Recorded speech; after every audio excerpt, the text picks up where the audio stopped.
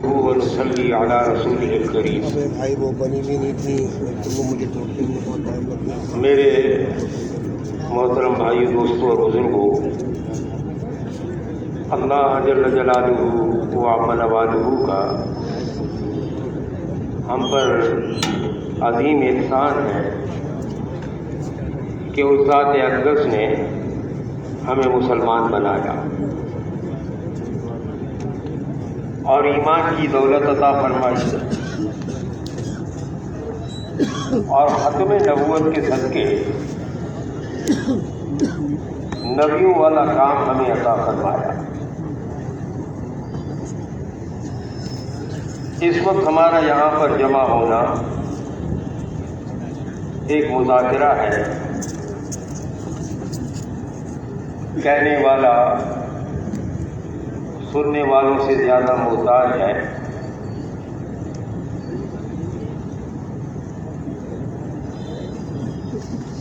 بات یہ ہے کہ وہ محنت حضور صلی اللہ علیہ وسلم والی جس سے پورا دین پورے عالم کے اندر پھیلے، ایک شخص بھی جہنم کے اندر نہ جائے، ساری دنیا کے انسان جنت میں جانے والے بنے اور ساری دنیا کے انسان پورے دین پر آ جائیں۔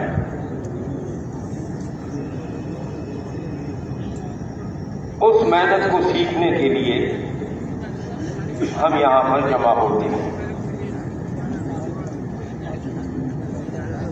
شب جمعہ میں جمع ہوتے ہیں،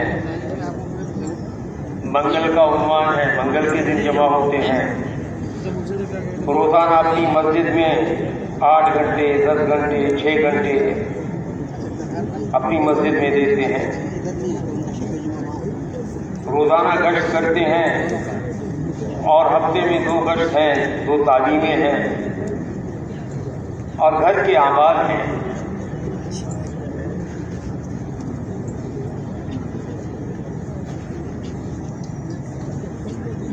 ہم سب سیکھنے والے ہیں، اس کو سیکھنے کے لیے ہم یہاں پر جمع ہیں۔ ہم میں سے ہر ایک اس کا ذمہ دار ہے۔ ذمہ داری اتنی بڑی دی گئی اور اس کا اجر و ثواب بھی بہت زیادہ ہے۔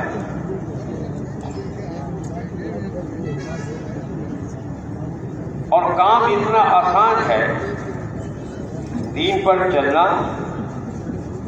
اور دین کو پھیلانا، کام اتنا آسان ہے، اس کو ان پڑھ بھی کر سکتا ہے، جس کی ظاہری بینائی نہیں ہے وہ بھی اس کو کر سکتا ہے، جس کے دونوں ہاتھ اور 2 پیر نہیں، زبان سے بول نہیں سکتا، کانوں سے سن نہیں سکتا، وہ بھی اس کام کو کر سکتا ہے۔ کام اتنا آسان ہے اور ذمے ہم سب کے ہیں۔ جو موجود ہیں اس وقت ان کے بھی ذمے ہیں، جو اس وقت موجود نہیں ہیں ان کے بھی ذمے ہیں۔ آدمی ایمان سیکھے اور ایمانی زندگی پر عمل کرے اور اس ایمان کو دوسروں تک پھیلائے، کتنے پیسے لگتے ہیں؟ آدمی اپنی نماز کو سیکھ کر پڑھے اور اس نماز کو دوسروں تک پہنچائے۔ جو علم جس سے متعلق ہے، مجھ سے جو علم متعلق ہے اس علم کو سیکھے۔ علم مسائل کا بھی ہے، فضائل کا بھی ہے، اس کو سیکھے، دوسروں تک پہنچائے۔ اتنا آسان کر دیا، فرمائے ایک بات بھی تم کو اگر آتی ہے اس کو دوسروں تک پہنچاؤ۔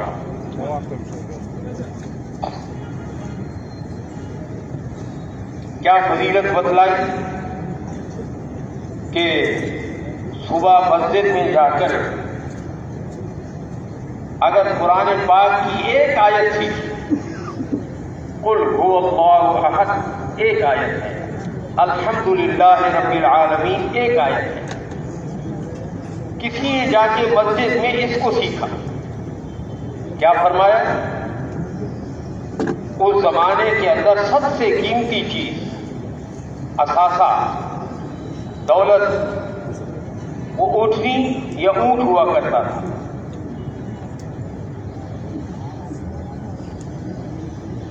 فرمایا اس سے افضل ہے کوئی جا کے قرآن پاک کی ایک آیت کو سیکھے۔ اس پہ کیا خرچہ ہوا اور پھر اس کو دوسروں تک پہنچائے، اس میں کتنے پیسے لگے؟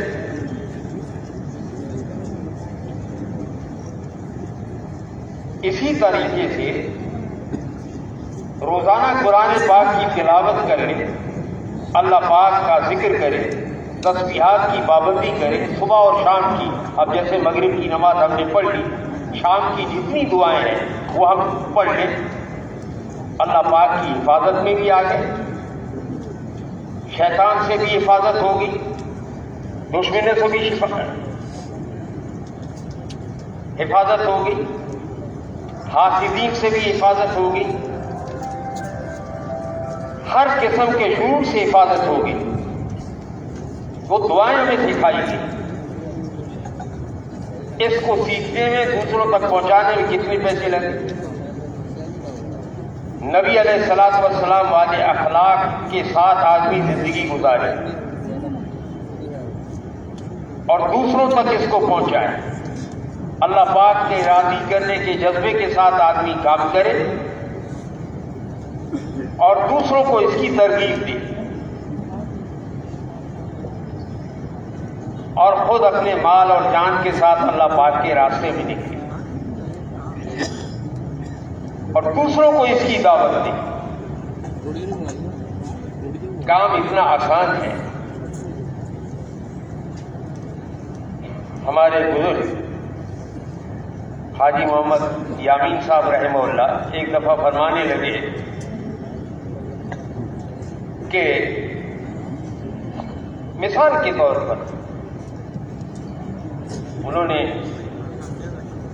مجھے یاد نہیں کسی مسجد کا نام، ایک مسجد کا نام دیا لیکن میرے ذہن میں نہیں، مثال کے طور پر گزر آباد کی پاکستان مسجد میں ان کے ساتھیوں نے سوچا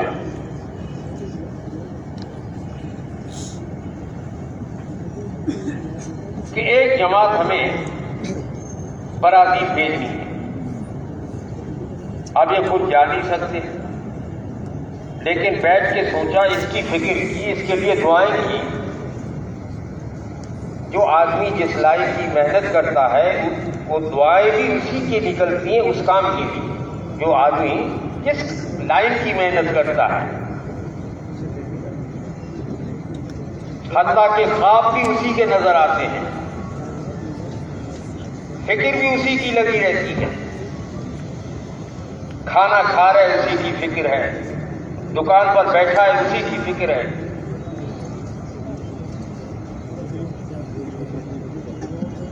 اب سوچا کہ بھئی برازیل کے اندر اگر جماعت فوری طور پر نہیں گئی تو وہاں کے مسلمان، مثال دے رہا ہوں، مسلمان بالکل یعنی سرحد پر کھڑے، تھوڑی سی تاخیر ہو گئی، اسلام سے نکل جانے کا ان کا خطرہ ہے، مرتد ہونے کا، اور پہلے ہم پہنچ گئے اس خطرے سے وہ بچے۔ جماعت نے سوچا کہ بھی ایسے کر لیتے ہیں، ایک جماعت ہم گوادر بھیج دیتے ہیں۔ دیکھو یہ ذمہ داری کا احساس، اسی ذمہ داری کا احساس سمجھنے کے لیے یہ آپس میں مذاکرہ ہے۔ ہماری ذمہ داری کیا ہے؟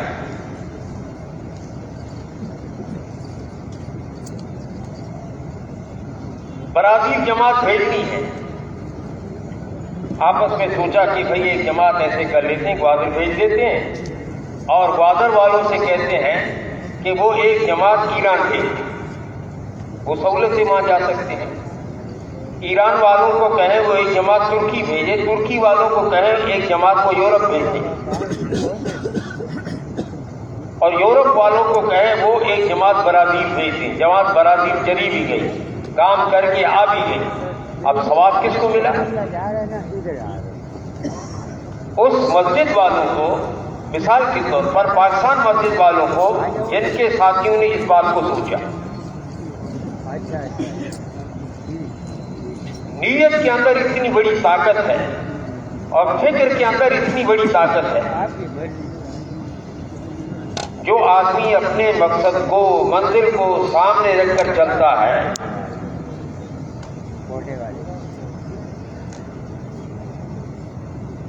وہ اپنی منزل پر پہنچتا ہے۔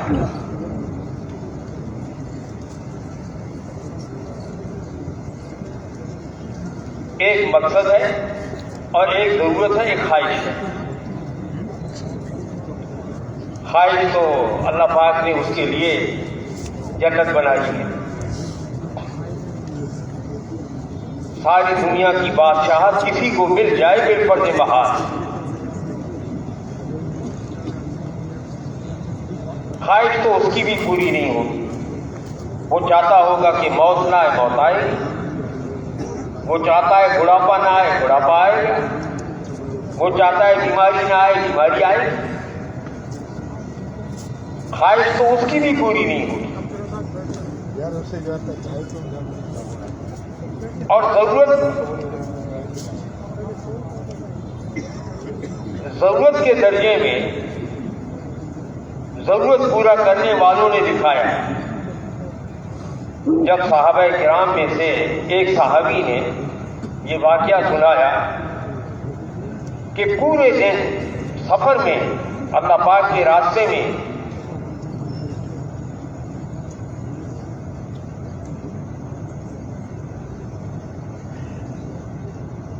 ایک کھجور ملتی تھی، پورے 24 گھنٹے میں ایک کھجور۔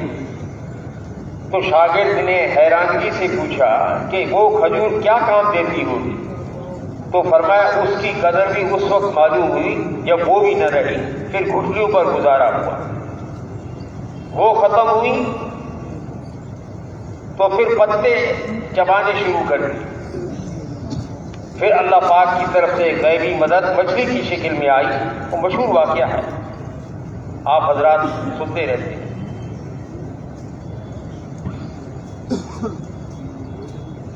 لیکن دین کا کام مقصود تھا، مقصد تھا، اس کے لیے جو تقاضا آتا تھا سب کو چھوڑ کر نکلی۔ وہ اندر ایک بات داخل ہو چکی تھی، ایمان ایسی عجیب شے، ایک طاقتور جو آدمی کو عمل کے لیے تیار کرتی ہے۔ فرمایا اگر تمہارا عمل، تمہاری نیکی تم کو خوش کرے اور تیری برائی، حدیث کا مفہوم ہے، تیری برائی تجھے پشیمان کر لے تو تو مومن ہے۔ جس کو مسجد کے عادی دیکھو اس کے ایماندار ہونے کی گواہی دو۔ اس کا مطلب یہ ہے کہ جو مسجد والے بنیادی اعمال ہیں اس کی وہ پابندی کر رہا ہو، جو بڑے اعمال ہیں، آدمی کو بنانے والے اعمال ہیں، آدمی چیزوں سے نہیں بنتا۔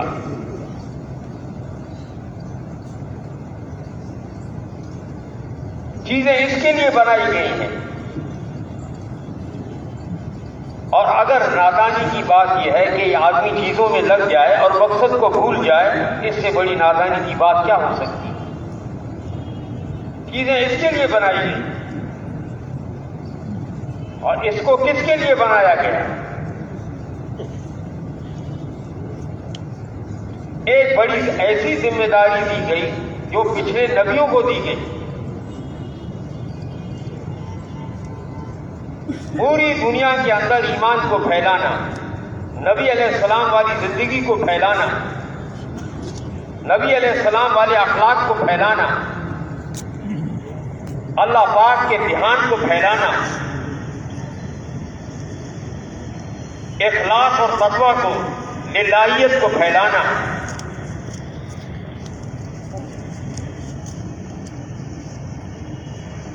یہ پہلا کام تھا۔ جو ایمان لاتا تھا اس زمانے میں، حضور علیہ السلام کے زمانے میں، وہ اپنا کام سمجھتا تھا۔ ایک عورت کا واقعہ لکھا ہے کہ قافلے کے اندر صحابہ کو کچھ ضرورت پڑ گئی، صحابہ نے ان کا پانی لے لیا۔ وہ شکایت کرنے کے لیے حضور علیہ السلام کے پاس آئی تو نبی پاک علیہ الصلوۃ والسلام کا ایک معجزہ، نبی پاک علیہ السلام نے تمام برتن منگوائے اور آپ علیہ السلام کی مبارک انگلیوں میں سے پانی نکلنے لگا۔ صحابہ نے اپنے برتن بھی بھرے اور اس عورت کے پاس بشکیزہ تھا، جو برتن تھا وہ بھی بھر لیا، اور نبی علیہ السلام نے اس کو دعوت دی۔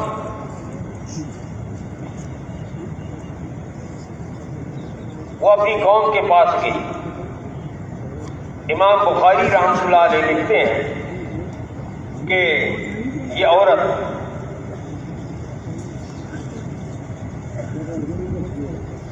جب اپنے قبیلے میں پہنچی ہے، اس نے پورے قبیلے کو دعوت دی، ایمان لائے، اپنی ذمہ داری کو سمجھا کہ جس چیز سے مجھے کامیابی مل رہی ہے دوسرے کیوں محروم رہے، میرا پڑوسی کیوں محروم رہے، میرے رشتہ دار، میرے محلے والے، دوسرے محلے والے، شہر والے، ملک والے، پوری دنیا والے کیوں اس سے محروم رہے۔ اس کے لیے 5 اعمال ہیں۔ ملکوں کا کام بھی آ گیا، شہر کا کام بھی آ گیا، بستی کا کام بھی آ گیا، گھر کا کام بھی آ گیا، اپنی ذات سے متعلق جو احکامات ہیں وہ بھی آ گئے۔ امام بخاری رحمۃ اللہ علیہ لکھتے ہیں جب یہ اپنی قوم میں گئی اور پوری قوم کفر کی حالت میں تھی، اس عورت کی دعوت پر پوری قوم مسلمان ہو گئی۔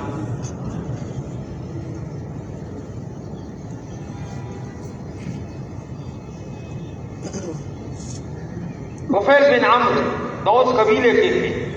ابو ہریرہ رضی اللہ تعالیٰ عنہ یہ سن 7 ہجری میں مسلمان ہوئے، اور دوس قبیلے کے یہ پہلے صحابی ہیں طفیل بن عمرو رضی اللہ تعالیٰ عنہ۔ یہ ایمان لے کر آئے، اپنے قبیلے میں گئے، 80 آدمی ان کے ہاتھ پر مسلمان ہوئے۔ مصعب بن عمیر رضی اللہ عنہ مدینہ منورہ میں گئے، ان کی دعوت پر 2 بڑے سردار مسلمان ہوئے۔ ایک سردار سعد بن معاذ رضی اللہ تعالیٰ عنہ ایمان لے آئے، اپنی قوم بنو اشد کے پاس گئے، ان کی دعوت پر پوری قوم مسلمان ہو گئی۔ یہ تھا مقصد مسلمان کا۔ جو ہماری نسبتیں ہمارے ساتھ لگی وہ بات کی ہیں۔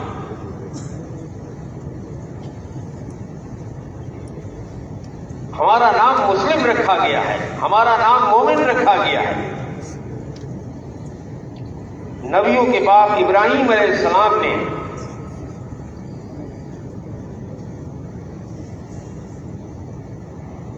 اللہ پاک سے دعا مانگی اس امت کے بارے میں، نبی بھی مانگا، امت بھی مانگی، خود قربانی دی، باپ بھی قربانی دے رہا ہے ابراہیم علیہ السلام، بیوی بھی قربانی دے رہی ہیں حاجرہ رضی اللہ تعالیٰ عنہ، اور بیٹے بھی قربانی دے رہے ہیں اسماعیل علیہ السلام۔ حضرت جی مولانا یوسف صاحب رحمۃ اللہ علیہ فرماتے تھے ابراہیم علیہ السلام نے اپنے ایک خاندان کی قربانی دی، اور نبی پاک علیہ الصلوۃ والسلام کی محنت وہ ہے کہ جس میں آپ نے ہر خاندان کو قربانی پر تیار کیا. علی رضی اللہ تعالی عنہ اور بیوی اور بیٹے، حضرت یاسر، بیٹا عامر، عمار اور بیوی سمیہ رضی اللہ تعالی عنہ قربانی دے رہے. جعفر رضی اللہ تعالی عنہ ایمان لائے، قربانی دے رہے. خاندانوں کے خاندان قربانی پر آ گئے.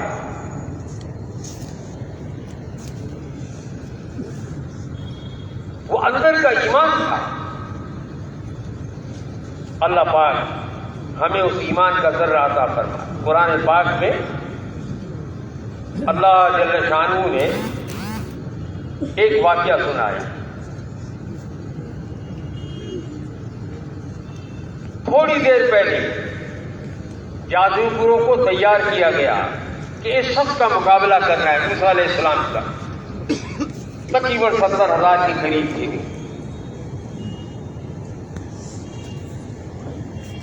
انہوں نے پوچھا کہ ہمیں کیا دیا جائے گا اس کے بدلے میں، کیونکہ دنیا دار آدمی کی نظر وہ مرنے سے پہلے کی زندگی کی چیزوں پر ہوتی ہے، اور جس کا اللہ پاک سے تعلق ہوتا ہے اس کی نظر مرنے کے بعد والی زندگی اور غیب والی زندگی پر ہوتی ہے. ایمان کہتے ہی اسی کو ہے کہ جو اللہ پاک نے اور اس کے رسول پاک علیہ الصلوۃ والسلام نے جو فرمایا اس پر کامل یقین، چاہے ہماری نظر دھوکہ کھا رہی ہو، سود سے ملتا ہوا نظر آتا ہے اور صدقے سے آدمی کا مال گھٹتا ہوا نظر آ رہا ہے. اللہ پاک کا حکم ہے کہ صدقہ مال کو بڑھاتا ہے اور سود مال کو برباد کرتا ہے. ایک آدمی نماز کے لیے آیا، بظاہر اس کے گاہک اس کے ہاتھ سے نکل گئے، اور یہاں سے جو آواز آئی حی علی الصلاۃ حی علی الفلاح، آؤ نماز کی طرف، آؤ کامیابی کی طرف. حکم کو پورا کرنے میں کامیابی ہے. جن چیزوں میں تم لگے ہوئے ہو اب ان چیزوں کو چھوڑو. حکم کو پورا کرنے میں کامیابی ہے. نظر نہیں آ رہی. آدمی مسجد میں آتا ہے، جیسے آپ حضرات تشریف فرما ہے، فرشتے آپ کے لیے 2 دعائیں بڑی مانگ رہے ہیں. اور کیسی دعائیں ہیں؟ اے اللہ ان کو معاف کر، اے اللہ ان پر رحم کر. اللہ پاک کسی پر رحم کرے، کیا خیال ہے اس کے کام بگڑے؟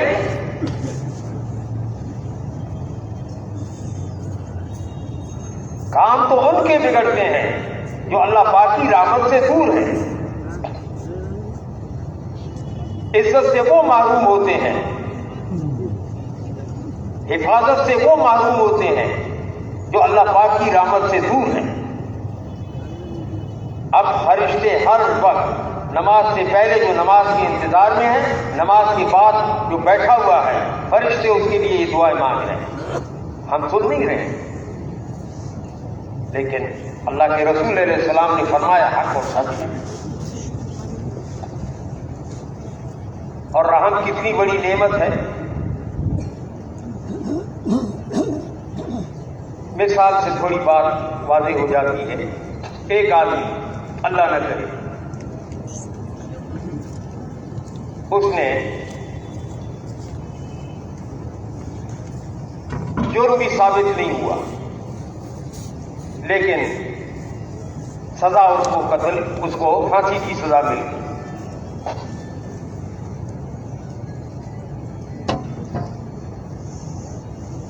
ایک ضلع کی عدالت ہے، پھر صوبے کی عدالت ہے، اور پھر ملک کی عدالت ہے.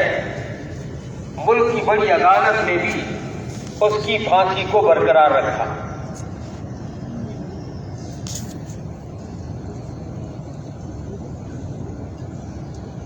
اب پھر یہ درخواست دیتا ہے رحم کی، جس کا عنوان ہے رحم کی درخواست، رحم کی درخواست۔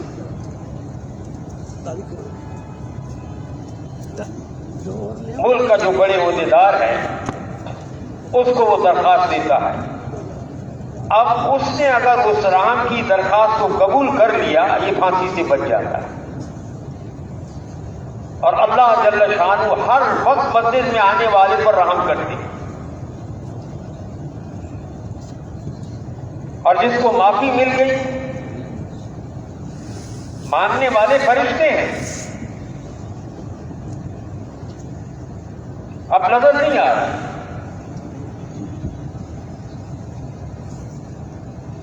ایک حدیث کا مفہوم یاد آ گیا۔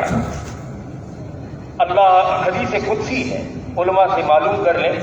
اللہ جل شانہ فرماتے ہیں کہ میری محبت واجب ہو گئی ان لوگوں کے لیے جو میری خاطر بیٹھتے ہیں۔ دیکھو اللہ کی رضا کتنی بڑی نعمت، میرے لیے کوئی شریک نہ ہو، کوئی اندر بات نہ ہو۔ بھائی امین صاحب رحمۃ اللہ علیہ فرماتے تھے محرک عمل کیا ہے،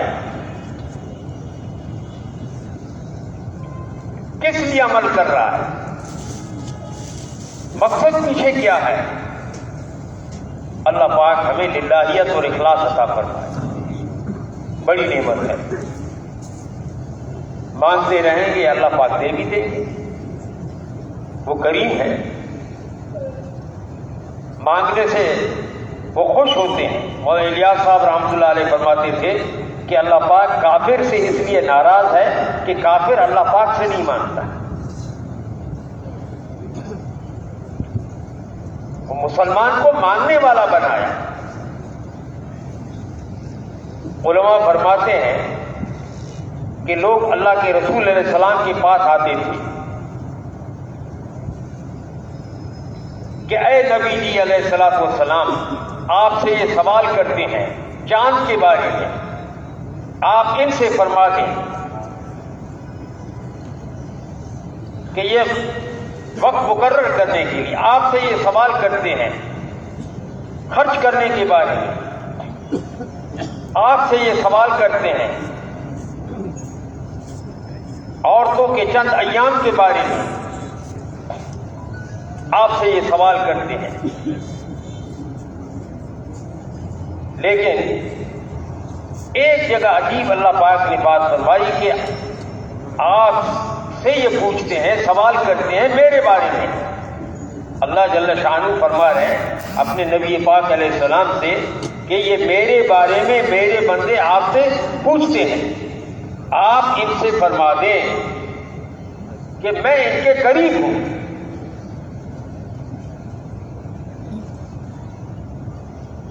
جو یہ پکارتے ہیں میں سنتا ہوں،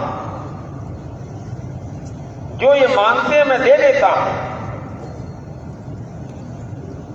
جب رات کا آخری وقت ہوتا ہے، آواز لگتی ہے کوئی مانگنے والا جو اس کو دیا جائے،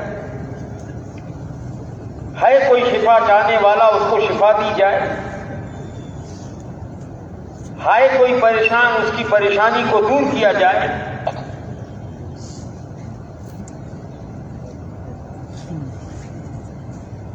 وہ فارج الہم ہے، کاشف الغم ہے، غیاث المستغیث، فریادیوں کی فریاد سننے والا، دکھ بھرے انسانوں کے دکھوں کو دور کرنے والا، ضرورت مندوں کی ضرورت کو پورا کرنے والا، جاننے والا۔ ماں اپنی اولاد کی ضرورت سے واقف نہیں ہے، اللہ پاک اس کی ضرورت سے واقف ہے۔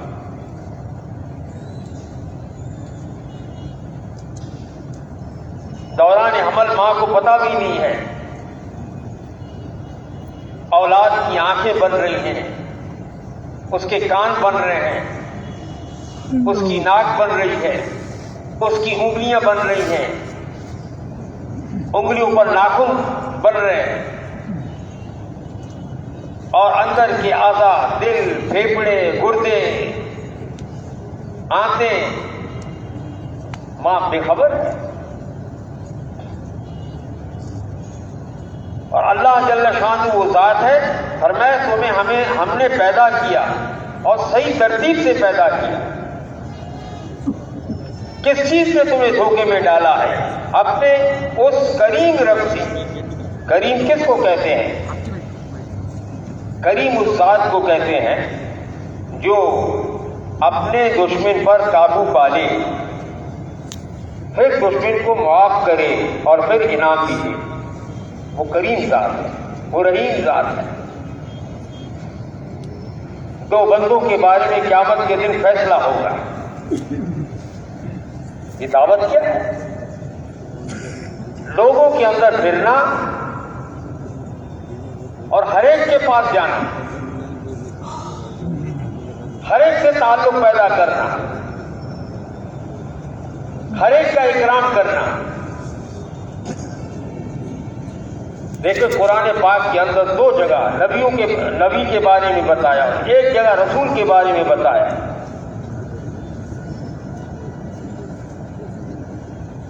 کہ کوئی رسول نہیں آیا ایسا، کوئی نبی ایسا نہیں آیا جس کا مذاق نہ اڑایا گیا. لیکن جب قرآن پاک کی یہ آیت نازل ہوئی کہ ان مذاق اڑانے والوں کے لیے ہم کافی ہیں، حضور علیہ السلام کو تسلی ہو گئی، اللہ میرے ساتھ ہے، چاہیے جو کرتے ہیں.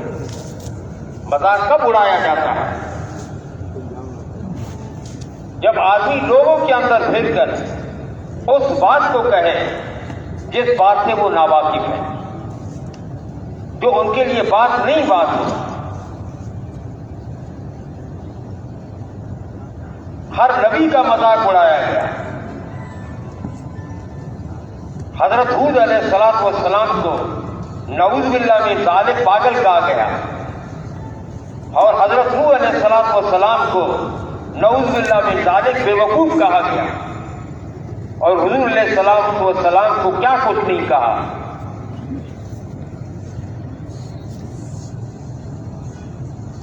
روزانہ اپنی ضرورت سمجھ کر لوگوں کے اندر پھرنا اور اللہ پاک کی بڑائی کو، اس کے احسانات کو، اس کی قدرت کو، اس کی بڑائی کو، اس کی عظمت کو اس انداز سے کہنا کہ وہ بات میرے اندر اتر جائے. میں اللہ پاک سے اسد ہوں، میرا دل اسد ہے.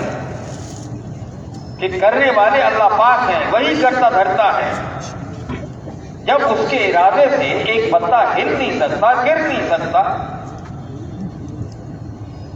مفسرین نے لکھا ہے کہ جو پتا اللہ پاک کے ذکر کو چھوڑ دیتا ہے وہ گر جاتا ہے اور سرد ہو جاتا ہے. اللہ پاک کے ذکر کو چھوڑ دیا. اور جو جانور اللہ پاک کے ذکر کو چھوڑ دیتا ہے وہ ذبح ہو جاتا ہے. اتنا بڑا پیارا نام، جب تک کہ اللہ پاک کا نام ایک آدمی بھی لیتا رہے گا، اللہ اللہ اللہ، ایک آدمی بھی باقی ہوگا، قیامت نہیں آئے. کتنا وہ بابرکت نام ہے، کتنا وہ پیارا نام ہے. اور یہ نام ہمیں دیا گیا. ہر کام سے پہلے اس کا نام لو، بسم اللہ الرحمن الرحیم.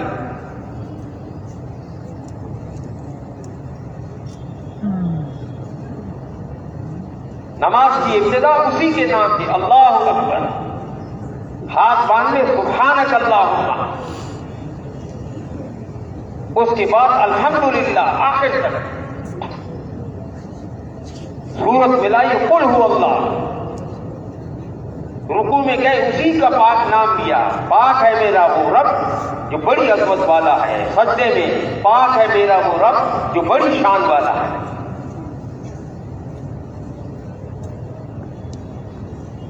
جو آدمی روزانہ ایمان و یقین کی دعوت دے کر، قرآن پاک کی تلاوت کر کے، تسبیحات کی پابندی کر کے، صبح شام کی دعاؤں کا اہتمام کر کے،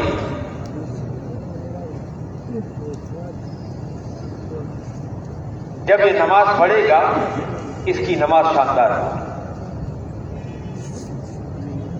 اس لیے حضرت جی رحمۃ اللہ علیہ فرماتے تھے نماز سے پہلے 3 محنتیں ہیں. کتنی محنتیں ہیں؟ 3 محنتیں. یقین کو بنانے کی محنت یہ نماز سے پہلے ध्यान को बनाने की मेहनत नमाज से पहले है,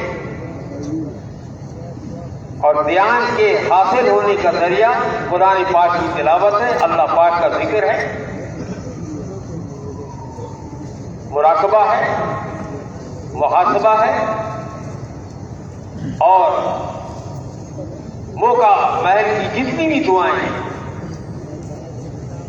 इससे अल्लाह पाक का ध्यान हासिल होता है। और नमाज से पहले इल्म की मेहनत है, जिसमें फज़ाइल का भी इल्म है और मसाइल का भी है।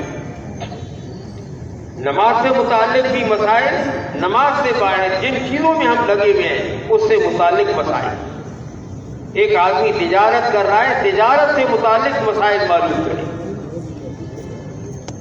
मुलाजमत कर रहा है, मुलाजमत से मुताल्लिक मसाइल मालूम करें। खेती बाड़ी कर रहा है, खेती बाड़ी से मुताल्लिक मसाइल मालूम कर लें। एक बड़े मियाँ थे, उसकी उम्र 90 साल थी। एक सफर में मैंने ऐसे ही सवाल किया, लेकिन उन्हें बड़े अजीब जवाब दिया। एक जगह गए, मैंने कहा यहाँ तो 15-20 साल पहले हम आए थे, बड़े खजूरों के बागात थे, और हमारे बड़े कहते थे कि ये पूरी नहर हर वक्त भरी हुई होती थी। अब नहर में पानी भी खत्म हो गया और खजूरों के दरख्त भी जल गए।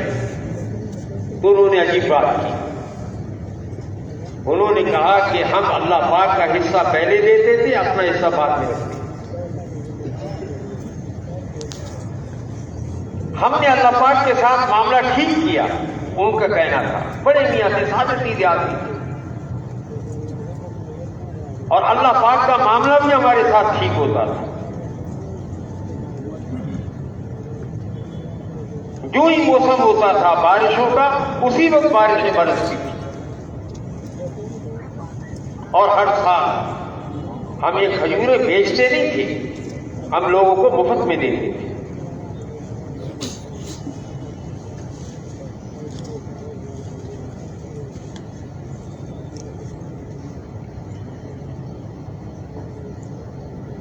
ज़राअत से पहले ज़राअत से मुताल्लिक़ ये 3 मेहनतें हैं। पहले नमाज से, और फिर नमाज को सीखने की कोशिश करें,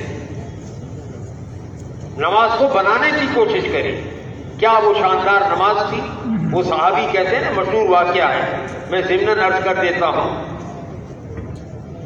नफल नमाज में हुजूर अलैहिस्सलाम के पीछे खड़े हुए, पहली रकअत में गालिबन 6 पारे अल्लाह के रसूल अलैहिस्सलाम ने पढ़े, 6 पारे पहली रकअत में। अम्मा जान फरमाती हैं, आप जब सजदे में जाते थे, बाज़ औकात ऐसे महसूस होता था शायद रूह परवास कर गई, कितना लंबा सजदा होता था। और क्या शानदार आपकी दुआ थी। अरफात के मैदान में 5 घंटे की आपकी दुआ थी, और गर्मी के दिन थे। जो वहां मौसम गर्मा में गए उनको अंदाजा होगा, और 5 घंटे।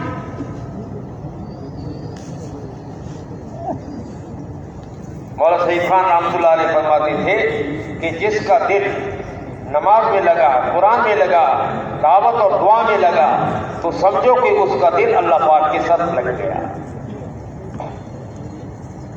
और फिर फरमाते थे, हदीस का मफ़हूम हजरत, कि अल्लाह पाक को टूटे हुए दिलों में तलाश करो, जो दुखी लोग हैं, परेशान हैं, जिनको कोई जानता नहीं,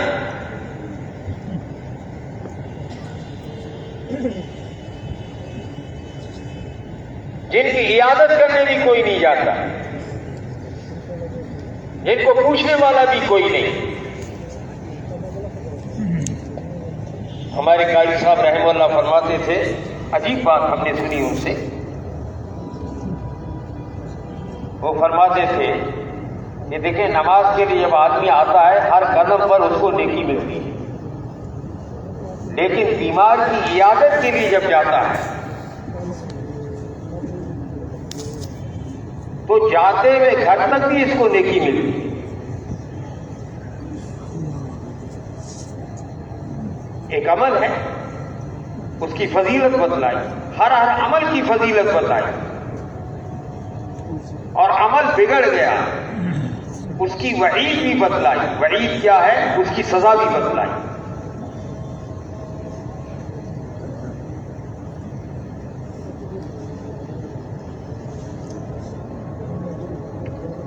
یہ عمل ہوگا تو یہ چیز ہوگی، علماء سے معلوم کر لیں. سود عام ہوگا تو کافروں کا روب ہم پر طاری ہوگا. رشوت عام ہوگی تو خانہ جنگی ہوگی.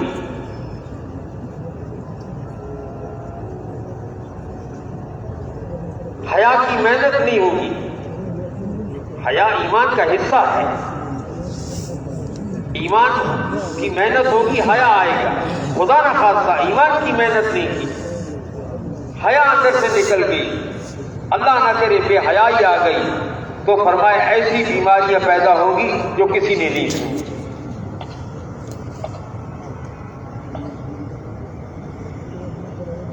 یہ ڈاکٹر حضرات، طبیب حضرات کہتے ہیں کہ آج سے 50 سال ہم نے جو پڑھا کتابوں میں، یہ بیماریاں نہیں تھیں. ایک کا دھوکہ کسی کو لگ جاتی تھی.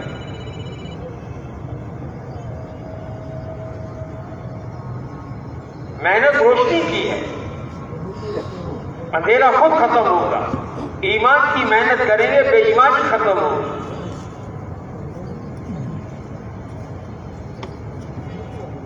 نماز کی محنت کریں گے، لوگ منکرات سے بچیں گے. وعدہ ہے. بے شک نماز برائیوں سے روکتی ہے. اگر ایک آدمی چاہتا ہے لوگ برائی سے بچیں، بھائی ان کو نماز کی نعمت سے ملا. 100% لوگ نماز پڑھائیں. اب آدمی نمازی کب بنے گا؟ جب بنے گا جب اس کے اندر یہ یقین پیدا ہو کہ میرے کام نماز سے بنے گے، میرے مسئلے نماز سے حل ہوں گے، میرے مسئلے تلاوت سے حل ہوں گے. میں وہ واقعہ سنا رہا تھا جادوگروں کا، یاد ہے؟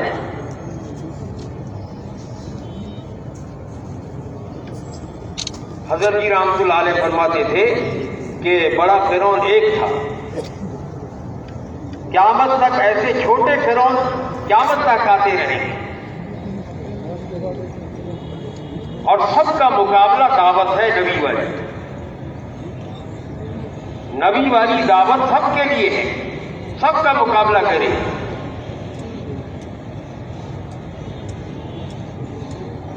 قوم اتنی تنگ آ گئی، یہ نبیوں کی اولاد تھی کہ اے موسیٰ علیہ السلام، جب آپ نہیں تھے اس وقت بھی ہماری پٹائیاں ہو رہی تھیں، اور جب آپ کو نبوت دی گئی پھر بھی ہماری پٹائی ہو رہی، پھر بھی ہم مار کھا رہے ہیں. موسیٰ علیہ السلام نے اور کوئی بات نہیں کی، ان کو عمل کی طرف متوجہ کیا. صبر کرو، توکل اختیار کرو، اپنا رخ اللہ کے گھر کی طرف کرو، نماز پڑھو. ان قریب اللہ پاک تمہارے دشمن کو مغلوب کرے گا، اور ان قریب اس زمین کے وارث تم ہی بنو گے. وہ کمزور قوم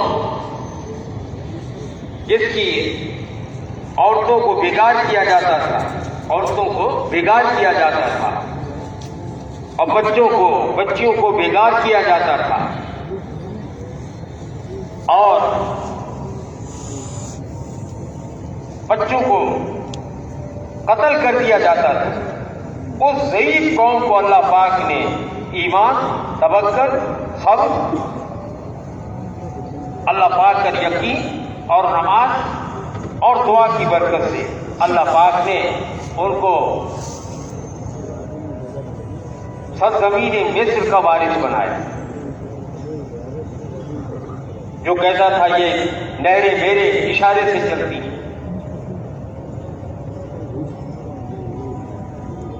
کہتا تھا کہ میں سب سے بڑا رب ہوں، کاموں کا میں بنانے والا ہوں، سب کچھ میرے ہاتھ میں ہے، ایسے نعرے قیامت تک لگتے رہیں گے۔ اور اللہ پاک کی جو دعوت ہے وہ اذان ہے، اللہ اکبر اللہ اکبر، اللہ بڑے ہیں، کاموں کو بنانے والے اللہ پاک ہیں، اس بڑے کے پاس آؤ، اس بڑے کے سامنے جھکو، اس بڑے کے قدموں پہ اپنی پیشانی کو سجدے کی حالت میں رگڑو، پھر اس بڑے کے سامنے ہاتھ پھیلا کو مانگو، دیکھو وہ بڑا تمہارے دنیا کے، قبر کے، حشر کے، آخرت کے سارے مسائل کو حل کرے۔ میں کر رہا تھا دنیا دار مرنے سے پہلے کی زندگی کو دیکھتا ہے۔ جادوگروں نے سوال کیا کہ آپ ہمیں کیا دیں گے؟ فرعون نے کہا کہ میں آپ کو اپنا قریب ترین آدمی بناؤں گا، مقرب بناؤں گا، تم ہر وقت میرے ساتھ رہو گے، گویا میں تمہیں وزیر اور مشیر بناؤں گا، اور کیا چاہیے؟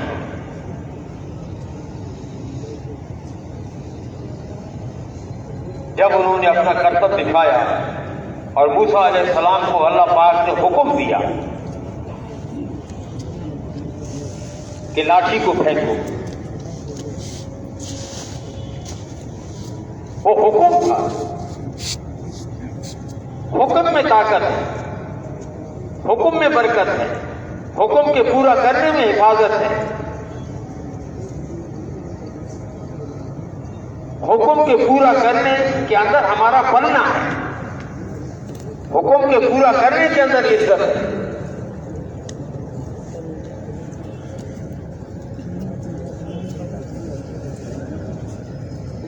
یہ نہیں کہا کہ اس لاٹھی کو فرعون کے سر پر مارو، فرعون مر گیا، قصہ ختم،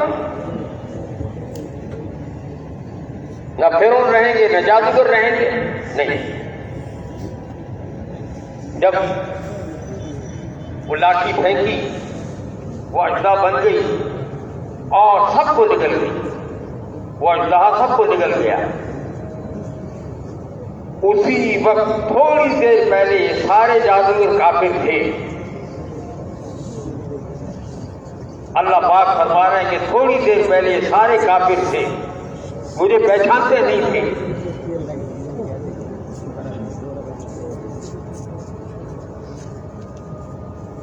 اسی وقت وہ ایمان لے کر آئے، اور کیا انہوں نے دعا مانگی کہ اللہ تو ہمیں معاف کر لے، جو ہماری پچھلی زندگی تھی، غفلت کے اندر تھی، بے ایمانی کی زندگی تھی، بد عملی والی زندگی تھی، آپ کے نبی موسیٰ علیہ السلام کے خلاف والی زندگی تھی۔ اے اللہ، ہم اب امید کرتے ہیں آپ ہمیں معاف کر لیں، اپنی رحمت میں ہمیں داخل کر لیں۔ سارے ایمان لے کر فرعون نے کہا میری اجازت کے بغیر تم ایمان لائے؟ سب نے ایک ہی وقت میں کہا کہ جو آپ نے کرنا ہے آپ کر لیں، ہم تو ایمان لا چکے۔ فرعون نے کہا میں آپ کو ایسی سزا دوں گا عبرتناک، ایک ہاتھ کاٹوں گا، ایک پیر کاٹوں گا، اور پھر تمہیں میں پھانسی پر چڑھاؤں گا۔ انہوں نے کہا اس کے لیے ہم تیار ہیں۔ کیا ان کا ایمان تھا؟ یہ ایمان ایسی طاقتور چیز ہے، کسی کا اثر دل میں داخل نہیں ہونے دیتی، کسی کا خوف اندر داخل ہونے نہیں دیتی۔ حضور علیہ السلام آرام فرما رہے ہیں، اکیلے بالکل درخت کے نیچے۔ ایک کافر نے دیکھا موقع اچھا ہے، تلوار لی اور حضور علیہ السلام جاگ گئے، فرمایا میری اس تلوار سے اب تم کو کون بچائے گا؟ آس پاس کوئی ہے نہیں۔ وہ اندر کی بات ہی نکل گئی۔ اللہ کرے اللہ پاک ہمارے اندر آئے۔ اس محنت کا یہ خلاصہ ہے، اللہ پاک کی بڑائی دل کے اندر آئے، عظمت دل میں آئے۔ مولا یوسف صاحب رحمۃ اللہ علیہ فرماتے تھے گشت کے ذریعے ہم چاہ رہے ہیں کہ ہر مسلمان کو داعیانہ اور ذاکرانہ طریقے سے پھرنا آ جائے۔ مسلمان کبھی مدعو نہیں ہوتا، یہ داعی ہے۔ یہ جہاں جائے گا اللہ پاک سے ہونے کو کہے گا، اللہ پاک کے احسانات کو کہے گا، اللہ پاک کی قدرت کو کہے گا، اللہ پاک کی بڑائی کو کہے گا۔ اس لیے مؤذن کو کہا گیا جب تم دعوت دو اپنے ان شہادت کی انگلیوں کو دونوں کانوں کی انگلیوں میں ڈالو، تاکہ دوسروں کی دعوت تم تک نہ پہنچے۔ تم داعی ہو، اللہ پاک کی طرف تم بلانے والے ہو، تم خیر کی طرف بلانے والے ہو۔ اور حدیث شریف کے اندر آتا ہے جب اذان ہوتی ہے، غالباً مجھے عدد معلوم نہیں ہے، پتہ نہیں کتنے فرسخ تک شیطان جو ہے وہ مدینہ منورہ سے دور بھاگ جاتا ہے۔ جیسے کلومیٹر اور میل ہے، فرسخ جو ہے وہ اس زمانے کے اندر استعمال ہوتا تھا۔ دعوت چلتی ہے، باطل مٹتا ہے، دعوت چلتی، ایمان آتا ہے، ایمان آتا ہے تو آدمی عمل پر آتا ہے، جب عمل درست ہوتے ہیں تو حالات درست ہوتے ہیں۔ یہ تبلیغ کی محنت کیا ہے؟ ہر مسلمان کو یہ بات سمجھائی جا رہی ہے۔ مولانا یوسف صاحب رحمۃ اللہ علیہ فرماتے تھے اس کام کے ذریعے چاہا جا رہا ہے کہ یہ امت جس میں الحمدللہ ہم اور آپ ہیں، اور پوری دنیا کے وہ مسلمان جو کلمہ پڑھ چکے ہیں، وہ امت اجابت ہیں جنہوں نے اس دعوت کو قبول کیا ہے، اور 400 کروڑ وہ ہیں جن تک ہمیں پہنچنا ہے، جو کفر کی زندگی کے اندر زندگی گزار رہے ہیں، مرتے ہی وہ جہنم میں جائیں گے۔ ذمہ داری ہماری ہے کہ ہم ان تک پہنچیں۔ یہ کہہ رہے ہیں نا ملکوں کی جماعت بناؤ، اجتماع سے کم از کم کراچی والے 100 جماعتیں دیں، سب کے ارادے ہیں نا انشاءاللہ۔ ہر علاقے والے ایک جماعت دیں ملک کو 150 سے زیادہ تقریباً ملک ہیں تقریباً، اور ایک ملک اتنا بڑا ہے، برازیل کے اندر غالباً 10 سے 15 پاکستان آ سکتے، اتنا بڑا ملک ہے، اتنا بڑا رقبے کے لحاظ سے، اور مسلمان پھیلے ہوئے ہیں، کوئی ان تک پہنچنے والا نہیں۔ پہلی محنت کیا ہے؟ مسلمان کو اپنے کام پر لانا۔ صحابہ جو جاتے تھے وہ کہتے تھے ہماری طرح بنو، تو حضرت جی مولانا یوسف صاحب رحمۃ اللہ علیہ فرماتے تھے کہ اس کام کے ذریعے چاہا جا رہا ہے کہ امت دوبارہ اس مقام پر آ جائے جس مقام پر حضرت محمد صلی اللہ علیہ وسلم اس امت کو چھوڑ کر گئے۔ وہ مقام کیا ہے؟ وہ کام کیا ہے؟ کہ سب سے زیادہ امت کا مال اور امت کی جان اور اس کی صلاحیت اللہ پاک کے کلمے کے پھیلانے پر لگی۔ جو حضور علیہ السلام لے کر آئے وہ ساری دنیا میں پھیلے، اس کے لیے اس کی جان بھی لگے، اس کا مال بھی لگے، اس کی صلاحیتیں بھی لگے، اس کی سوچ اور فکر بھی اسی کے لیے ہو۔ باقی جو ضرورت کی درجے کی چیزیں ہیں وہ تو پوری ہوتی رہیں۔ پھر اس کا مال اور جان علم کے سیکھنے اور سکھانے پر لگی، عبادات کے نقشوں کے قائم کرنے پر لگے۔ 100% لوگ نماز پر آئیں، کوئی مسلمان بغیر ذکر تلاوت کے نہ رہے، اور حضور صلی اللہ علیہ وسلم والے اخلاق پر مال اور جان لگے۔ جان ہے تو جان لگائے، مال ہے تو مال لگائے، اور جو ہے اس کو لگا دے، جو ہے نہیں اس کا مطالبہ نہیں۔ دین آسان ہے۔ دیکھیں وضو میں 4 فرض ہیں، اگر جس کے دونوں ہاتھ نہیں، اللہ نہ کرے دونوں پیر نہیں ہیں، ایسے لوگ 2 ہاتھ بھی نہیں 2 پیر بھی نہیں، اب ان کے ذمہ 2 فرض ہیں۔ ایک آدمی کھڑا نہیں ہو سکتا، قیام فرض ہے نماز میں، بیٹھ بھی نہیں سکتا۔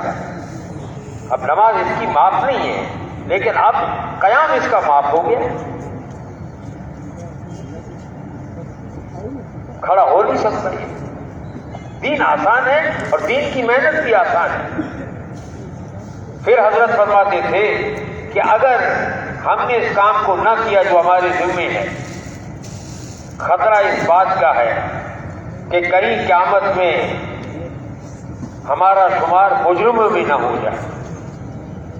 یہ ایسی بات نہیں ہے کہ کر لیا تو ٹھیک ہے، نہیں کیا کوئی مسئلہ نہیں، مسئلہ ہے۔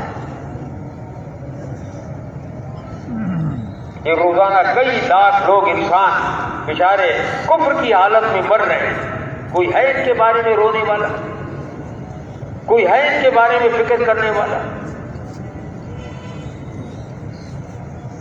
یہ حضور علیہ الصلوۃ والسلام کی اتباع مقصد کے اندر بھی ہو، فکر کے اندر بھی ہو، غم کے اندر بھی ہو اور عمل کے اندر بھی ہو۔ ہمارے بزرگ تھے مولانا عبید اللہ بلیاوی رحمۃ اللہ علیہ، وہ فرماتے تھے کہ اللہ جل شانہ نے اپنے نبی کی قرآن پاک میں سورہ مزمل میں رات کا ذکر فرمایا، نبی کی رات بھی روشن اور چمکدار تھی، اور نبی علیہ الصلوۃ والسلام کے دن کی محنت کا ذکر سورہ مدثر میں فرمایا۔ آپ کھڑے ہو جائیں، لوگوں کو ڈرائیں، اپنے رب کی بڑائی بیان کریں، دن کی محنت بھی بتائیں، رات کی بھی محنت بتائیں۔ فرمایا جب آپ فارغ ہو جائیں پھر اللہ پاک کے سامنے فن سب کھڑے ہو جائیں، جیسے کوئی چیز گاڑی جاتی ہے، بانس گاڑا جاتا ہے ایسے کہ ہلے نہیں۔ جب آپ دعوت سے فارغ ہو جائیں، دن کے اندر آپ کو انسانوں کے سمندر کے اندر آپ نے تیرنا ہے۔ یہ حضرت بلیاوی رحمۃ اللہ علیہ فرماتے ہیں، دن میں اے نبی پاک علیہ السلام لوگوں کے سمندر میں آپ نے تیرنا ہے، اور راتوں کو اٹھ کر اللہ پاک سے اس امت کے لیے مانگنا ہے، قرآن کو پڑھنا ہے۔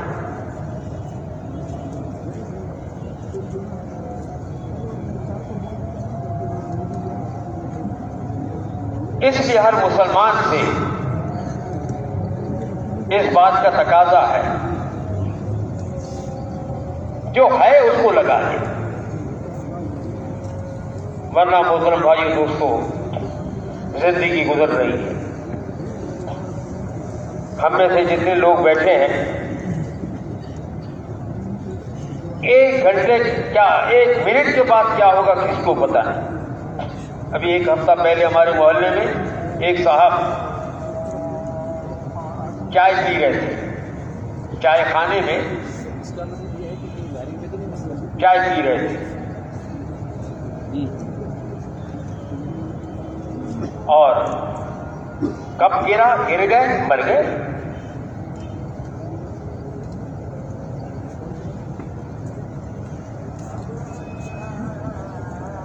آپریشن کرنے والا سرجن آپریشن کر رہا ہے، فوراً گر گیا، مر گیا۔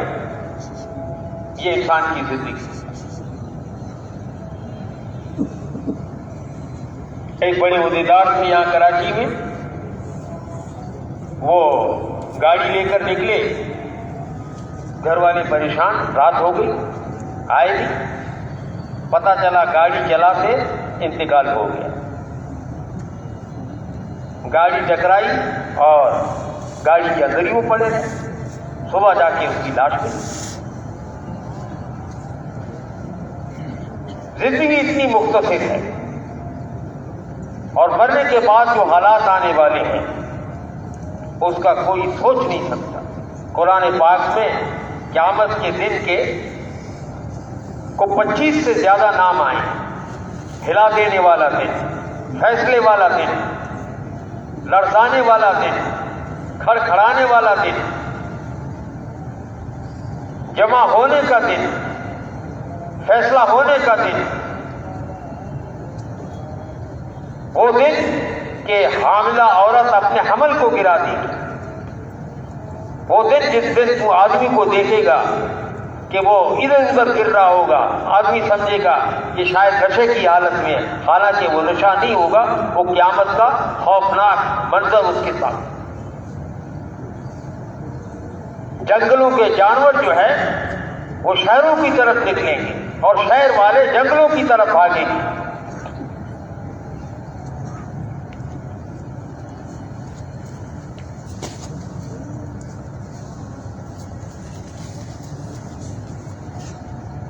ایک بزرگ تھے، ان سے کسی نے پوچھا کہ حضرت کوئی موقع ہو تو آپس میں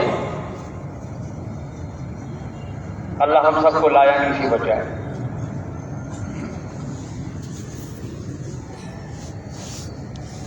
آپس میں تھوڑی بات کرنے کوئی موقع نکال دیا۔ انہوں نے کہا کہ 4 چیزوں نے ایسے مجھے غمگین کر رکھا ہے، اس کی وجہ سے میں پریشان رہتا ہوں۔ جب میں ماں کے پیٹ میں تھا تو فرشتہ آتا ہے، وہ کسی کے بارے میں نیک وقت لکھتا ہے، کسی کے بارے میں بدبخت لکھتا ہے، مجھے معلوم نہیں میرے بارے میں کیا لکھا ہے۔ موت کا وقت آئے گا، اس وقت جنت والے فرشتے آئیں گے، جہنم والے فرشتے، اب میرے بارے میں پتہ نہیں کون سے فرشتے آئیں گے میری روح کو لے جانے والے۔ اور قیامت کے دن ایک اعلان ہوگا کہ مجرم لوگ ایک طرف ہو جائیں، فرمانبردار الگ ہو جائیں۔ مجھے معلوم نہیں میرا شمار کس میں ہو۔ ایک مختصر سی زندگی ہے، اللہ پاک نے اتنا بڑا مجھے عظیم کام دیا ہے جس کے ذریعے سے لوگوں کو ہدایت ملے گی۔ کتنی بڑی نعمت ہے، لوگوں کی زندگیاں بدلیں گی، لوگوں کی دنیا اور قبر کی آخرت کی زندگی بنے گی۔ صحابہ جب نکلے ہیں اس غم کو، اس فکر، اس نبی والے مقصد کو، اس غم کو، اس فکر کو لے کر نکلے۔ عقبہ بن نافع رضی اللہ عنہ مدینہ منورہ کے رہنے والے، مدینہ منورہ سے نکلے، اردن پہنچے۔ اس وقت تو یہ سارا پورا ملک شام تھا جس میں 5 ملک تھے۔ اردن سے نکل کر شام پہنچے، شام سے مصر میں، پھر مصر سے لیبیا میں پہنچے،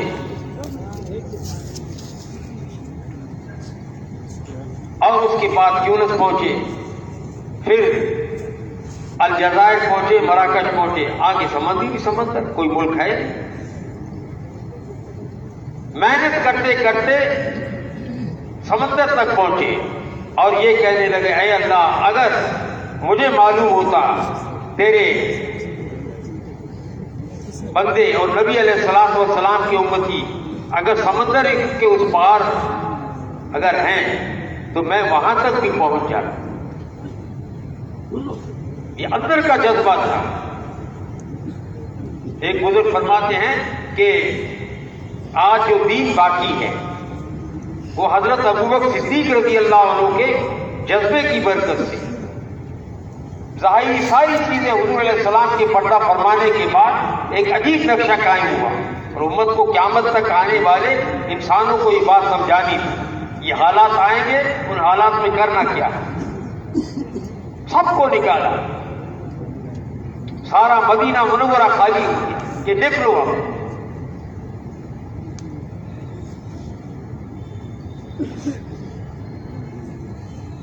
وہ بزرگ فرماتے ہیں کہ وہ صدیقیت کا جذبہ تھا، نبوت کے بعد صدیق کا درجہ ہے کہ دین مٹے اور ابوبکر زندہ رہے، یہ ہو نہیں سکتا۔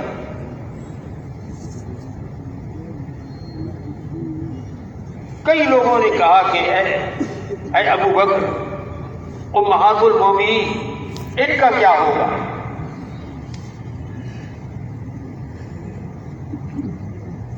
انہوں نے جو جملہ کہا وہ ادب کی خاطر میں کہہ نہیں سکتا۔ فرمائے ساری چیزیں قابل برداشت ہیں، لیکن یہ برداشت نہیں ہے کہ دین مٹے اور ابوبکر زندہ رہے، گویا مسلمان زندہ رہے، دین مٹتا رہے۔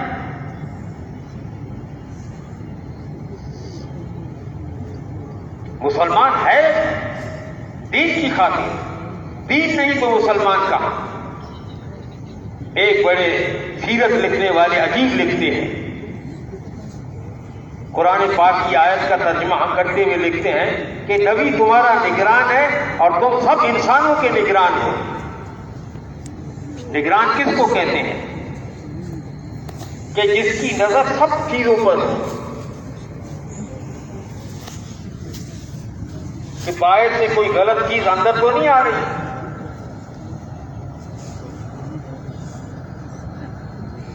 اور اندر کی کوئی صحیح چیز باہر تو نہیں نکل رہی۔ فرمایا نبی تمہارا نگران، تم سارے انسانوں کے نگران۔ پھر فرما کے جب سے تم نے انسانوں کی نگرانی چھوڑ دی، پھر نبی تمہارا کہاں نگران رہا؟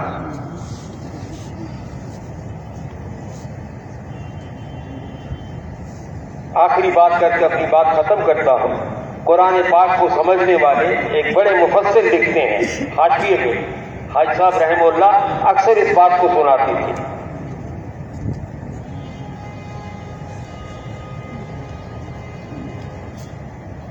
کہ اے مسلمانوں،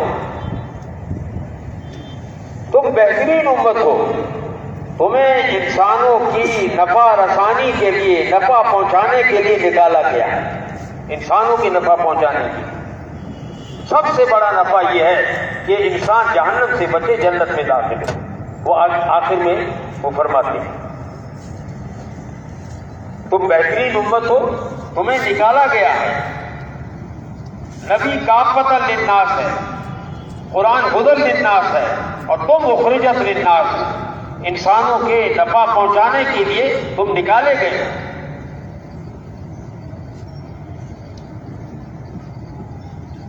اچھی باتوں کا تم حکم کرتے ہو، بری باتوں سے منع کرتے ہو، اور اس کا علم اللہ پاک کے علم ازلی کے اندر مقدر ہو چکا تھا،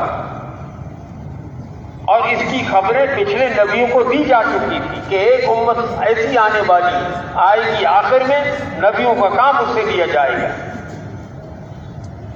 وہ نبی نہیں ہوں گے، نبیوں والا کام کریں۔ اور اے مسلمانوں، تمہیں افضل اور اشرف نبی دیا گیا، اور تمہیں اکمل یعنی کامل درجے کی اور ادوم ہمیشہ کی شریعت دی گئی۔ اور تمہارے اے مسلمانوں، تمہاری قربانی پر ایمان، علم، عمل، تقوی، چار چیزیں، ایمان، علم، عمل، تقوی۔ علم کی شاخیں سرسبز و شاداب ہوگی جب تم قربانی دو گے۔ قربانی دو گے، ایمان پھیلے گا، قربانی پر عمل پھیلے گا، قربانی سے علم پھیلے گا، قربانی سے تقوی پھیلے گا۔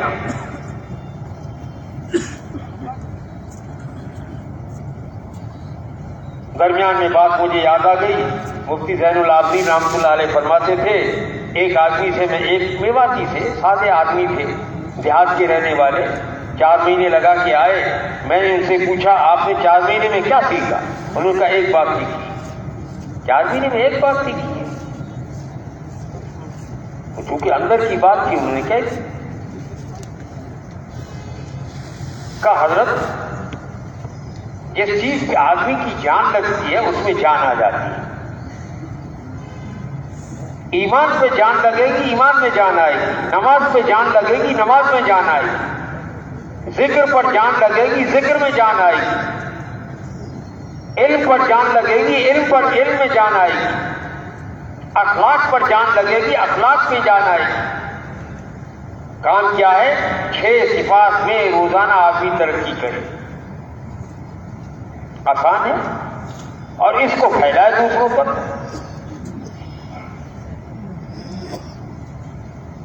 فرمایا کہ تمہیں اکمل اور اشرف نبی دیا گیا، اشرف اور افضل نبی دیا گیا، اکمل اور ادوم شریعت دی گئی۔ تمہاری قربانی پر ایمان، علم، عمل، تقوی کی شاخیں سرسبز و شاداب ہو۔ آج اللہ پاک دکھا رہے ہیں، تھوڑی سی محنت،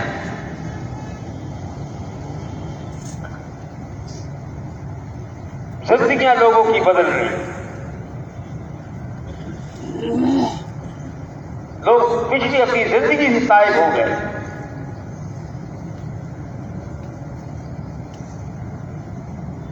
اسلام کا نور جب اندر داخل ہوتا ہے تو پھر پہلی بات یہ ہے کہ آخرت کی فکر پیدا ہوتی ہے اور دنیا کی بے رغبتی پیدا ہوتی ہے اور آدمی اپنی آخرت کی تیاری میں لگا رہتا ہے۔ بزرگوں کی ایک مجلس تھی، ایک بڑے بزرگ تھے، میں نام نہیں لیتا ہوں، وہ فرمانے لگے کہ بھائی میری عمر کے تو اب سب چلے گئے، میری باری ہے۔ تو دوسرے جو حضرات تھے انہوں نے کہا حضرت اللہ آپ کی عمر میں برکت دے۔ فرمایا بھائی یہ دنیا تو قید خانہ ہے، پتہ نہیں کب اس قید خانے سے جان چھوٹ جائے۔ تو دوسرے جو بزرگ تھے انہوں نے فرمایا کہ بعض اوقات حضرت بڑے قیدیوں کی وجہ سے چھوٹے قیدیوں کو بھی سہولت ملا کرتی ہے۔ مومن کے لیے یہ قید خانہ ہے، کافر کے لیے یہ جنت ہے، خواہش پورا کرنے کی جگہ ہے۔ اب تبلیغ کے اندر یہ ہے کہ بھئی تھوڑی دیر کے لیے خواہش کو قربان کرو،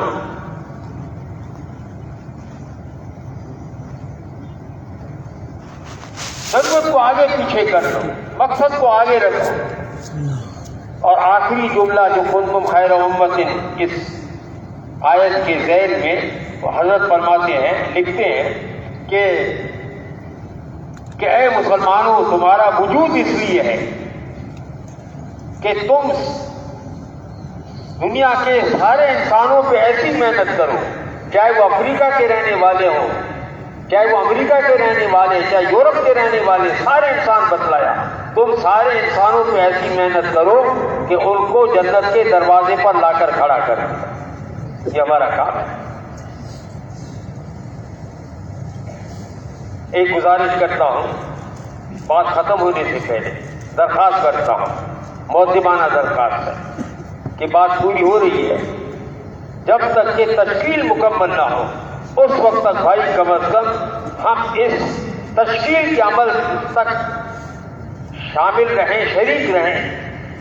نکلیں گے وہ جن کو اللہ پاک توفیق دے گا، لیکن اس فکر میں انشاءاللہ ہم سب شریک ہوں گے، سب بیٹھیں گے نا انشاءاللہ، کیونکہ فرشتے جب مجلس ختم ہوتی ہے اس وقت دعا مانگتے ہیں کہ تم اس حالت کے اندر کھڑے ہو جاؤ کہ تم سب کی مغفرت کر دی گئی۔ 2 سال کے بعد اجتماع ہو رہا ہے۔ اصل تو یہ کہ فی گھر ایک آدمی اللہ پاک کے راستے میں نکلے، 100% لوگ نماز پر آ جائیں، ہر گھر کے اندر نبی والے اعمال ہوں۔ لیکن چلے بھائی آخری درجہ یہ فرمایا کہ ہر مسجد سے 4000 سے زیادہ کراچی میں مسجدیں ہیں، زیادہ ہیں، ہر مسجد سے کم از کم ایک جماعت اجتماع سے پہلے نکلے اور ایک جماعت اجتماع پر نکلے۔ بھئی آسان ہے مشکل ہے؟ بہت آسان ہے، بلکہ کئی مسجدیں ایسی ہیں الحمدللہ، ایسے علاقے ہیں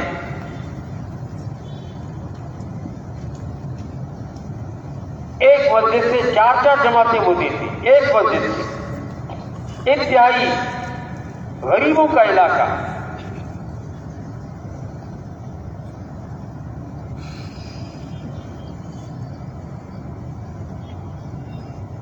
لیکن جب آدمی فیصلہ کرتا ہے تو پھر وہ چیز آسان ہوتی ہے، اور جب تک آدمی فیصلہ نہ کرے آسان بھی مشکل ہے۔ فیصلہ کر لیا مشکل آسان ہو جاتی ہے، اور مشکلوں کو آسان کرنے والے کون ہیں بھائی؟ مسائل کو حل کرنے والے کون ہیں؟ جس کے ارادے کو اللہ پاک قبول فرماتے ہیں، قابلیت بھی اللہ پاک دیتے ہیں اور قبولیت بھی اللہ پاک دیتے ہیں۔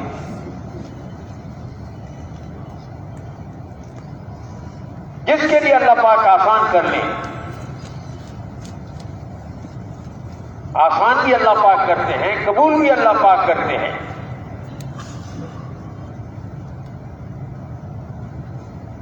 ایسے لوگ جن کے پاس یقین کریں پاسپورٹ کے پیسے نہیں ملکوں میں سفر کر کے آ گئے، پرائمری ٹیچر 19 ملکوں کے سفر کر کے آ گیا، وہ پرائمری ٹیچر ایک چھولا بیچنے والا 4 ملکوں کے سفر، چنے بیچنے والا، چھولے بیچنے والا 4 ملکوں کے سفر کر کے آئے. پیسے کی بنیاد پہ آدمی نہیں چلتا. آدمی کو چلانے والی چیز اس کے اندر کا جذبہ ہے. ہمارے ذمہ محنت ہے اور ہمارے ذمہ دعوت ہے اور ہمارے ذمہ اللہ پاک سے مانگنا ہے. یہ تو آسان ہے. کوشش ہمارے ذمہ ہے، دعا ہمارے ذمہ ہے، دعوت ہمارے ذمہ ہے. پھر جو ہمیں اعمال دیے گئے ہیں، جن اعمال کی برکت سے اللہ پاک نکلنا آسان کرتے ہیں، ان اعمال کا بھی اہتمام کریں.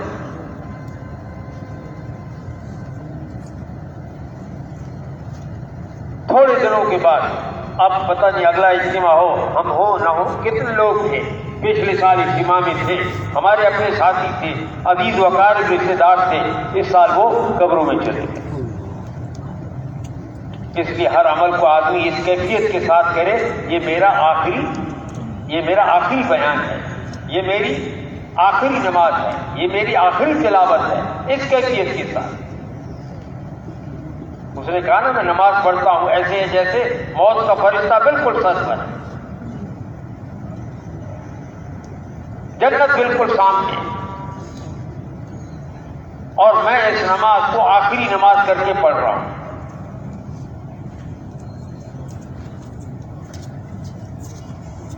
ڈر بھی ہے کہ کہیں یہ مردود نہ ہو جائے، اور اللہ پاک سے امید ہے، اللہ کی ذات سے امید ہے کہ اللہ پاک قبول کرنے والے ہیں. اور اللہ پاک فرمایا جس کو عشاء کی نماز کی توفیق ہو گئی تو سمجھ لو کہ اس کے مغرب کی نماز قبول ہو گئی، کیونکہ وہ شکور ہیں، بڑے قدردان ہیں، قبول کرنے والے ہیں، توبہ کو قبول کرنے والے ہیں، وہ معاف کرنے والے ہیں، وہ دینے والے ہیں. اس لیے اب تک ان بھائیوں کے 4 مہینے نہیں لگے ہیں. وہ اللہ پاک کی ذات پر بھروسہ کر کے 4 مہینے کے لیے کھڑے ہو، اور اس وقت وہ ساتھی کھڑے ہو جو صرف اپنا نام دکھائیں. باقی جتنے ساتھی ہیں وہ اللہ پاک کی طرف متوجہ.